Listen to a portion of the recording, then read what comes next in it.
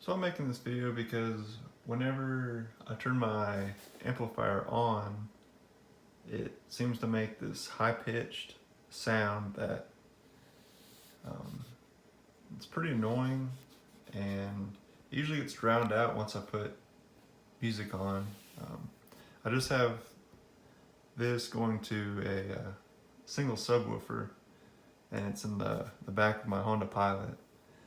So it's underneath some stuff, and usually it's not too bad, but if I take the cover that's on it off, then I can hear it pretty bad. So I'm going to show you guys how to take apart this type of amp and fix the high-pitched noise.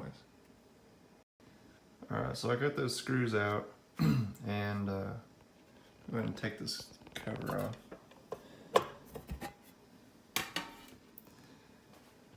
So that's what the inside of a amplifier looks like. And this is what we're going to be working on right here. There's a technical name for it. It's some kind of a transformer. But what happens is whenever one of these little coils gets loose, I'm not sure exactly which one it is, it oscillates at a super high frequency, and that's what's actually causing the sound to happen. So I'm gonna, I got some of this RTV high temperature gasket maker, and I'm just gonna hopefully squirt it on top and just kind of saturate it to hold all those coils in place. And this is for a high temperature application because I don't know how hot this thing gets.